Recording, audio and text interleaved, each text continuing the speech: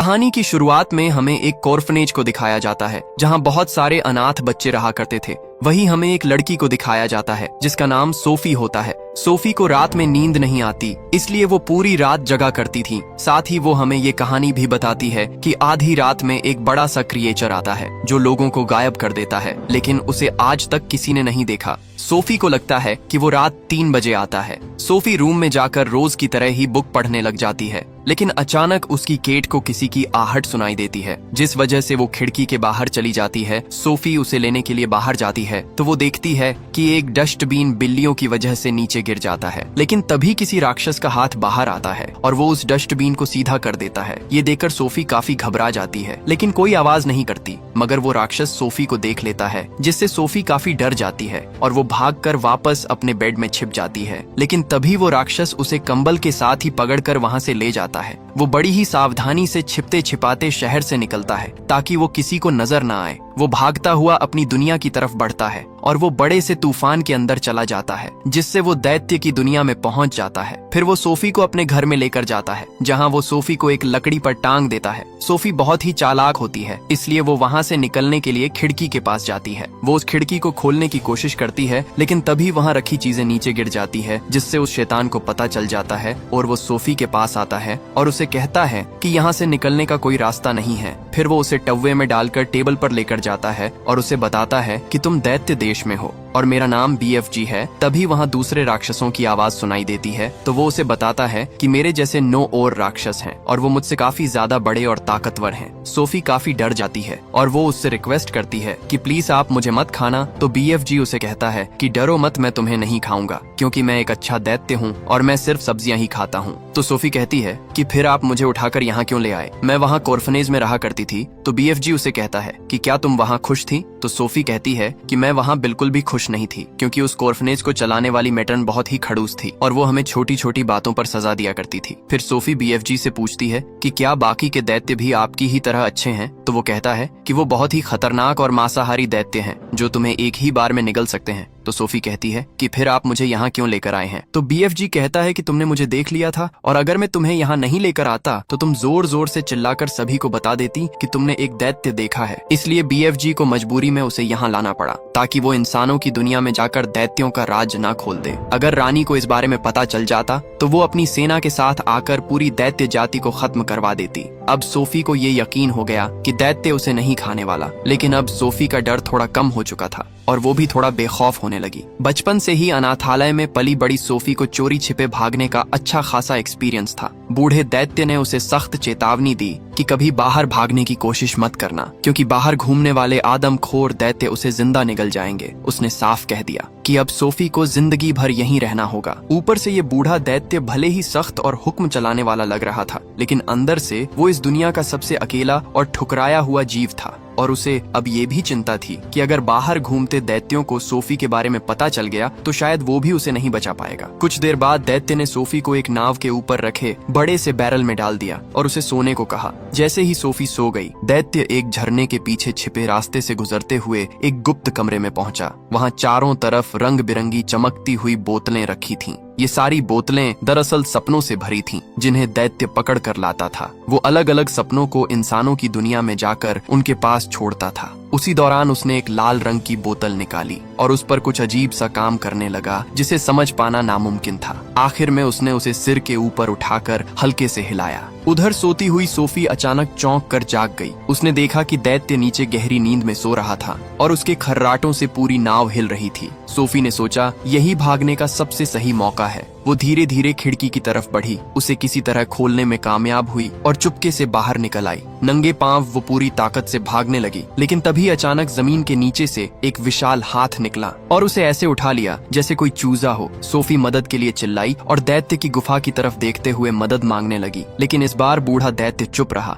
और उसने गुफा का दरवाजा बंद कर लिया। अगले ही पल उस भयानक दैत्य ने सोफी को अपने मुंह के करीब लाकर निगल लिया और तभी एक जोरदार चीख के साथ सोफी की आंख खुल गई। असल में ये सब एक डरावना सपना था जिसे बूढ़े दैत्य ने खुद उसके लिए बनाया था ताकि वो समझ जाए कि बाहर की दुनिया सच में कितनी खतरनाक थी। तभी सोफी का ध्यान दैत्य के बनाए एक अजीब से जूस पर गया। ये वही खास जूस था जिसे वो फ्रोब्सकोटल कहता था। सोफी को ये अजीब लगा क्योंकि आमतौर पर बुलबुले ऊपर की तरफ उठते हैं और पीने पर डकार आती है, लेकिन इसमें बुलबुले नीचे की तरफ जा रहे थे, तो इसे पीने पर क्या होगा। जैसे ही सोफी ने उसे पिया, उसे उसकी ताकत का अंदाजा लग गया। चिंगारियां और बिजली जैसी आवाजों के साथ एक जबरदस्त धमाका हुआ। इस शोर ने तुरंत एक और ज्यादा खतरनाक दैत्य को वहां खींच लिया, जो कि आदमखोर दैत्यों का सबसे खतरनाक दैत्य था। उसकी तेज सूंघने की क्षमता ने तुरंत इंसान की मौजूदगी भांप ली। उस दैत्य का नाम मांस खाऊ होता है, जो उन सभी 9 दैत्य का लीडर होता है। सोफी उसे देखकर पीछे छिप जाती है, लेकिन उस शैतान को सोफी की महक आ जाती है और वो उसे ढूंढने लग जाता है।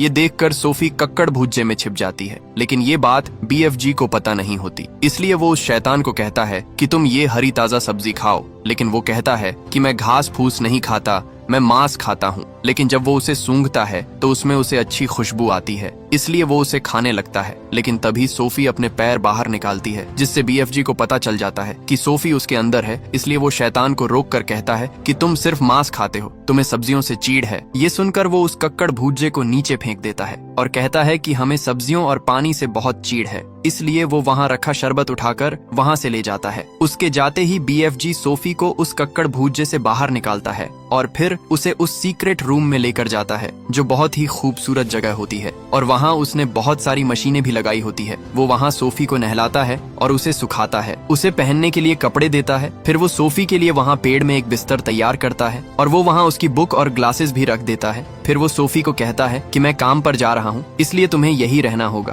तो सोफी कहती है कि आप क्या काम करते हैं? तो BFG उसे बताता है कि मैं सपनों को पकड़ने का काम करता हूँ। तो सोफी भी साथ चलने की जिद करती है। उसने कहा कि वो भी उसकी तरह अकेली है, एक अनाथ जिसका कोई दोस्त नहीं था और जिसे बाकी लोग अपनाते भी नहीं थे। आखिरकार बूढ़े दैत्य का दिल पिघल गया और उसने सोफी को साथ ले लिया। चलते हुए उसने समझाया कि उन्हें रास्ते में सोए हुए आदमखोर दैत्यों से बचकर निकलना होगा और सामने वाली पहाड़ी की चोटी तक पहुंचना होगा, जो सोफी के होते हुए आसान तो बिल्कुल नहीं होने वाला था। वो बेहद धीरे धीरे दबे पांव से आगे बढ़ने लगा। रास्ते में जब एक सोते हुए दैत्य को छींक आने वाली थी, तो वो उसे अजीब तरीके से रोकता है और कहीं कौवे की आवाज से कोई जाग ना जाए, इसलिए वो उसकी चोंच भी दबा देता है। वो जैसे तैसे वहां से निकलने ही वाला था, लेकिन तभी एक दैत्य की नजर उस पर पड़ गई। उस खूंखार दैत्य ने बूढ़े दैत्य को उठाकर हवा में लटका लिया और ये देखकर सोफी डर के मारे एक पास की कार में छिप गई। कुछ ही पलों में बाकी सारे दैत्य भी जाग गए। तभी उनके सरदार ने एक खेल खेलने की सोची। एक दैत्य बूढ़े BFG को एक पहाड़ी के ऊपर ले गया और सामने वाली पहाड़ी पर एक और दैत्य 2 कारों को लेकर ऊपर पहुंच गया और उन्हीं में से एक ट्रक के अंदर सोफी छिपी हुई थी। फिर उन्होंने ट्रकों को आपस में टकराने का खेल शुरू किया। टक्कर बस होने ही वाली थी कि सोफी ने हिम्मत जुटाई और स्टीयरिंग पकड़कर ट्रक को मोड़ दिया, जिससे वो राक्षस बहुत बुरी तरह से नीचे जाकर गिरता है, जिससे वो बच गई। उन दैत्य को इससे काफी ज्यादा मजा आता है। अब उन्होंने उसे रेत की बोरी की तरह उछालने का खेल शुरू कर दिया। तभी अचानक बारिश शुरू हो गई। अजीब बात ये थी कि जो दैत्य किसी चीज से नहीं डरते थे, वो बारिश से डर गए। कोई छोटा सा छाता निकालकर खुद को बचाने लगा, तो कोई पेड़ उखाड़कर उसके नीचे छिप गया। कुछ ही पलों में सारे दैत्य वहां से भाग खड़े हुए, लेकिन बूढ़ा दैत्य बारिश से नहीं डरता था। उसने इस चीज का फायदा उठाया और सोफी को सुरक्षित बाहर निकाल दिया। लेकिन तभी हमें दिखाया जाता है कि सोफी का कंबल वही रह गया था, जिससे उस कंबल की स्मेल से उन दैत्य को पता चल जाता है कि ये कंबल किसी इंसान का है। वही सोफी BFG से कहती है कि आपको उन्हें अपने साथ ऐसा बर्ताव नहीं करने देना चाहिए था। तो BFG कहता है कि मैं यहाँ 9 देधियों के साथ रहता हूँ और वो इंसानों की खुशियाँ छीनते हैं, उनके बच्चों को खा जाते हैं, लेकिन मैं लोगों को सपने देकर उनकी भरपाई करता हूँ। फिर वो उसे पहाड़ी की ऊपरी चोटी पर लेकर जाता है, जो कि असल में सपनों का देश होता है, और वहाँ एक बहुत बड़ा पेड़ था जो कि असल में सपनों का देश होता है। BFG उसे कहता है कि मुझे हर चीज सुनाई देती है, यहाँ तक कि मुझे चींटियों की आवाज भी सुनाई देती है, पर मुझे सबसे अच्छी कहानी पेड़ पौधों से सुनने को मिलती है, जो किसी आम इंसान को सुनाई नहीं देती। फिर सोफी जब उस तालाब के पास जाती है तो उसे उस तालाब के रिफ्लेक्शन में बहुत ही खूबसूरत दुनिया दिखाई देती है। फिर BFG उस तालाब में कूद जाता है और सपनों की दुनिया में पहुंच जाता है। सोफी ये देखकर काफी हैरान हो जाती है और फिर वो भी उस तालाब में कूद जाती है, जिससे वो भी सपनों की दुनिया में पहुंच जाती है। BFG उसे बताता है कि यहाँ से ही सभी सपनों की शुरुआत होती है, क्योंकि उस पेड़ पर सभी तरह के सपने बन रहे होते हैं। BFG उसे बताता है कि इन सपनों में से आवाज आती है और ये मुझसे बातें करते हैं, ये मुझे बताते हैं कि ये सपने किस तरह के हैं। फिर BFG एक सपने को पकड़ने लगता है, जिससे सोफी उन्हें गाइड करती है कि वो सपना किस तरफ है, लेकिन वो सपना BFG के पास नहीं आता और वो सोफी के पास जाता है। BFG उसे पकड़ लेता है और फिर उसे सोफी को दे देता है। BFG उसे कहता है कि ये बहुत मुलायम है और फिर उसे एक जार में बंद कर देता है। BFG सोफी को भी और सपने पकड़ने को कहता है। सोफी उन सपनों को पकड़ने के लिए उनके पीछे भागती है और वो बहुत दूर चली जाती है। तभी वहाँ एक बहुत बुरा सपना आता है और सोफी उसे ही पकड़ लेती है, क्योंकि उसे इसके बारे में पता नहीं होता। BFG उसके पास आता है और उसे कहता है कि ये बहुत बुरा सपना है, तुमने इसे क्यों पकड़ लिया, और फिर वो उसे एक अलग तरह की बोतल में बंद कर देता है। फिर वो दोनों उस तालाब से वापस दैत्य की दुनिया में आ जाते हैं और फिर वो वहाँ से इंसानों की दुनिया में जाते हैं, क्योंकि BFG को इंसानों को सपने देने थे। सोफी भी उनके साथ आती है और वो दोनों छिपते छिपाते एक घर के बाहर पहुंचते हैं, जहां एक बच्चा सो रहा होता है। सोफी उनसे पूछती है कि हम यहाँ ही क्यों आए, तो BFG उसे बताता है कि मुझे इस बच्चे के दिल की आवाज सुनाई दी, और फिर वो सोफी से पूछता है कि अब तुम बताओ कि मैं इसे कैसा सपना दूं। तो सोफी कहती है कि इस बच्चे को खुश कर दो, और फिर BFG अपने बैग में से एक बोतल निकालता है। सोफी BFG से पूछती है कि क्या सपने के बारे में आपको आपके माता पिता ने सिखाया, तो BFG उसे बताते हैं कि दैत्य के माँ बाप नहीं होते और मेरी उम्र इतनी है जितनी इस पृथ्वी की है। फिर वो अपने ट्रम्पेट की मदद से उस सपने को उस बच्चे के अंदर फूंक देते हैं, जिससे उस बच्चे को बहुत अच्छा सपना आता है और वो बहुत खुश हो जाता है। सोफी भी ये देखकर बहुत खुश होती है। फिर वो दोनों वापस दैत्य देश की तरफ निकलने लगते हैं। तभी उन्हें रास्ते में बाकी दैत्य दिखाई देते हैं, जो इंसानों के बच्चों का शिकार करने जा रहे होते हैं। ये देखकर BFG वहाँ छिप जाता है, क्योंकि वो भी उन्हें नहीं रोक सकता था। सोफी BFG से कहती है कि मेरा कंबल मेरे पास नहीं है, तो BFG अपनी जेब चेक करता है, लेकिन उसके पास वो कंबल नहीं होता। तो सोफी कहती है कि शायद वो मुझसे दैत्य देश में छूट गया होगा। ये सुनकर BFG काफी परेशान हो जाता है, क्योंकि दैत्य को उस कंबल की वजह से सोफी के बारे में पता चल गया होगा। इसलिए वो सोफी को बचाने के लिए उसी कोर्फनेज के बाहर छोड़ देता है, ताकि उन दैत्य से सुरक्षित रह सके। सोफी की जब आंख खुलती है तो उसे कुछ समझ नहीं आता। उसे लगता है कि ये कोई सपना है, लेकिन तभी वहाँ छिपा BFG उसे कहता है कि तुम अपना कंबल वहीं छोड़ आई हो, इसलिए उन दैत्य को तुम्हारे बारे में पता चल गया होगा, इसलिए तुम्हारा मेरे साथ रहना ठीक नहीं होगा। तो सोफी कहती है कि मुझे कुछ नहीं होगा, क्योंकि अब वो दोनों काफी अच्छे दोस्त बन गए थे, इसलिए सोफी उनसे दूर नहीं होना चाहती थी। तो BFG कहता है कि तुम्हारी ही तरह मेरा एक और दोस्त था,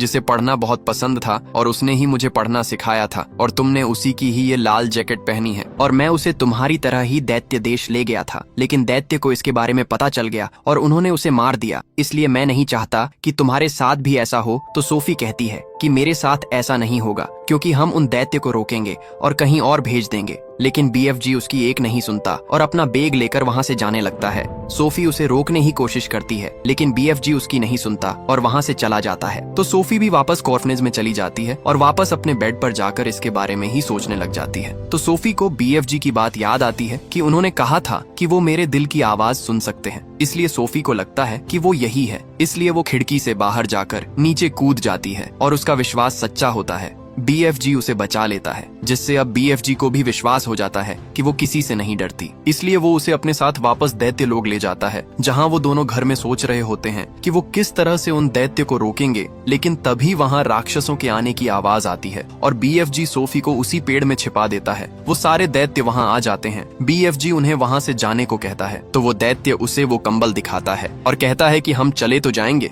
लेकिन हम उस इंसान को लेकर जाएंगे। फिर वो सभी दैत्य उस कंबल को सूंघकर सोफी को ढूंढने लग जाते हैं, साथ ही वो वहां रखे सभी सामान भी तोड़ने लग जाते हैं। तभी उन सभी दैत्य का लीडर उसी पेड़ के पास जाता है, लेकिन सोफी उससे बचते हुए पानी में छिप जाती है और वो उस पानी के जरिए नीचे आ जाती है। वो वहाँ पेड़ में बने एक और दूसरे छोटे घर में जाती है, जहाँ बहुत सारे इंसानों के सामान रखा हुआ होता है। वो कमरा असल में उसी बच्चे का होता है जो पहले BFG के साथ रहा करता था। सोफी को वहाँ एक पेंटिंग भी मिलती है, जिसमें उस बच्चे ने BFG और उसकी तस्वीर बना रखी होती है, जिसमें BFG का मतलब बड़े फरिश्ता लिखा होता है, जिससे उसे पता चल जाता है कि वो दोनों कितने अच्छे दोस्त थे और उसी बच्चे ने उसका नाम BFG रखा था। तभी वहाँ उस रूम में वो दैत्य पहुँचने लगता है, लेकिन सोफी वहाँ छिप जाती है। वहाँ BFG भी सोफी को बचाने के लिए एक गर्म हुई रोड से उन पर अटैक करने लगता है और वो एक एक करके उन सभी को वहाँ से भगा देता है। वहाँ सोफी को रूम में इंग्लैंड की महारानी की तस्वीर दिखाई देती है, जिससे उसे एक आइडिया आता है और वो बाहर BFG के पास आती है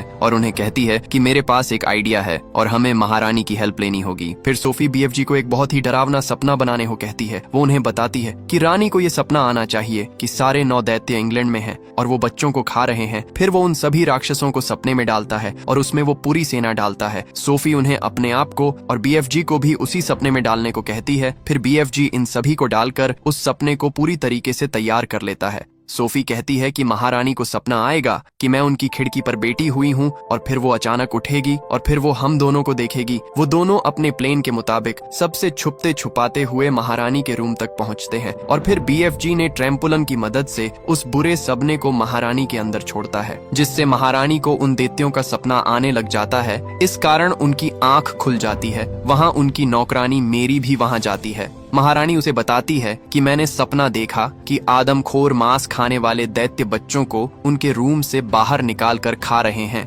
तभी मेरी न्यूज़पेपर में देखती है कि शहर से बच्चे गायब हो रहे हैं, जिससे वो काफी हैरान रह जाती है और वो महारानी को इसके बारे में बताती है, जिससे महारानी को याद आता है कि उन्होंने सपने में एक लड़की को खिड़की पर देखा था और वो मेरी को पर्दे खोलने को कहती है तो मेरी एकदम से डर जाती है, क्योंकि वहाँ सोफी खड़ी हुई होती है। महारानी को विश्वास नहीं होता और वो कहती है कि मैंने ये भी सपने में देखा था। और फिर वो सोफी से कहती है कि आपको यहाँ एक दैत्य लेकर आया है। तो सोफी उन्हें कहती है कि वो मेरे बेस्ट फ्रेंड है और उन्होंने ही ये सपना बनाया था। तो महारानी उसे पूछती है कि आप और आपके दोस्त यहाँ क्यों आए। सोफी कहती है कि आपको याद होगा क्योंकि आपने सपने में देखा होगा। तो महारानी कहती है कि हाँ, मुझे आपका प्लान याद है। और फिर महारानी BFG को बुलाने को कहती है। तो सोफी कहती है कि आप पहले वादा कीजिए कि आप उन्हें चोट नहीं पहुंचाएंगी। तो महारानी कहती है कि हम वादा करते हैं। फिर सोफी BFG को आवाज देकर बाहर बुलाती है, लेकिन पहले तो BFG काफी डर रहे थे, लेकिन वो फिर हिम्मत करके बाहर आ जाते हैं। सैनिक भी उन पर हमला करने के लिए गन पॉइंट कर देते हैं। तो सोफी महारानी को कहती है कि आपने उन्हें चोट न पहुंचाने का वादा किया था। तो फिर महारानी सैनिकों को कहकर हथियार नीचे करवाने को कहती है। तभी सैनिक अपने हथियार नीचे कर लेते हैं और BFG महारानी के पास आता है और उन्हें वही बात कहता है जो सोफी ने उसे कहने को कहा था। महारानी भी BFG से मिलकर बहुत खुश होती है। फिर महारानी तैयार होकर नीचे जाती है, जहां BFG को भी अंदर लाया जाता है और फिर उसे बहुत बड़ी टेबल पर बिठाया जाता है, जहां उन्हें खाना खिलाया जाता है। BFG नए तरह का खाना खाकर बहुत खुश होता है, क्योंकि उन्होंने आज तक सिर्फ कक्कड़ भुज्जा ही खाया था। महारानी ने वहाँ जर्नल्स को भी बुलाया था और महारानी उन्हें कहती है कि हमने इनसे वादा किया है कि हम दैत्य को रोकेंगे और आपको BFG के पीछे दैत्य देश जाना होगा। और फिर महारानी की पूरी आर्मी BFG के पीछे दैत्य देश की तरफ निकल जाते हैं। दैत्य देश में जाते ही सारे कंपास काम करना बंद कर देते हैं, लेकिन वो सही सलामत वहाँ पहुँच जाते हैं। BFG उन्हें वहीं रुकने को कहता है और फिर वो सोफी को लेकर वापस अपने घर जाता है, जहाँ वो एक और बुरे सपने को बनाने लगता है और वो सोफी को कहता है कि मैं उन दैत्य को भयानक सपना दूंगा और अगर इस सपने ने अपना काम कर दिया तो उठने के बाद उन दैत्य की हालत बहुत खराब होगी, जिससे वो सैनिक उन्हें आसानी से पकड़ सकेंगे। फिर वो दोनों उस सपने को लेकर उन दैत्य के पास जाते हैं, लेकिन तभी BFG को याद आता है कि वो अपना ट्रैम्पोलिन तो महारानी के पास ही छोड़ आया है, जिससे वो काफी ज्यादा परेशान हो जाता है। लेकिन तभी सोफी उस सपने को लेकर खुद ही उन दैत्य के पास जाने लगती है। BFG उसे रोकने के लिए जाता है, लेकिन तभी वहाँ एक दैत्य की आंख खुल जाती है। लेकिन तभी सोफी उस जार को तोड़ देती है, जिससे वो सपना आजाद हो जाता है और उन सभी राक्षसों के अंदर घुसने लग जाते हैं। लेकिन मांस खाओ राक्षस उस सपने को खुद के अंदर घुसने से रोक लेता है और उसे डिस्ट्रॉय कर देता है, जिससे उस पर उस सपने का असर नहीं होता। लेकिन बाकी राक्षस उस सपने की वजह से खुद को आदमखोर समझने लग जाते हैं और ऐसा लगता है जैसे वो पागल हो गए हों। इसलिए मांस खाओ सोफी पर अटैक करता है, लेकिन तभी BFG आकर उसे बचा लेता है। वो BFG को भी मारने लगता है, लेकिन तभी सैनिक उन पर अटैक करके उन्हें पकड़ने लग जाते हैं और वो एक एक करके उन सभी दैत्य को पकड़ लेते हैं। और फिर वो हेलीकॉप्टर उन दैत्यों को लेकर उस जगह से काफी दूर जाते हैं और उन्हें समुद्र के बीचों बीच एक आइलैंड पर छोड़ देते हैं, ताकि वो वहाँ से वापस ना आ सके। और उस आइलैंड पर खाने को भी कुछ नहीं होता है, इसलिए महारानी वहाँ बहुत सारे कक्कड़ भुज्जे के बीज भी छोड़ती है। इससे वो सभी दैत्य रोने लग जाते हैं, क्योंकि अब उन्हें जिंदगी भर उस सड़ी हुई सब्जी को ही खाना पड़ेगा। वही सोफी को मेरी एडॉप्ट कर लेती है। और अब सोफी की लाइफ बहुत अच्छी गुजर रही होती है। वही जब उसे BFG की याद आती तो वो उनसे बातें करती, क्योंकि BFG को दुनिया की सारी फुसफुसाहट सुनाई देती है। और अब वो दोनों बहुत खुश होते हैं और इसी सीन के साथ ये कहानी यहीं पर खत्म हो जाती है। दोस्तों, आपको वीडियो कैसी लगी? लाइक और कमेंट करके जरूर बताना। मिलते हैं अगली शानदार वीडियो में। तब तक के लिए सब्सक्राइब बटन दबा दो।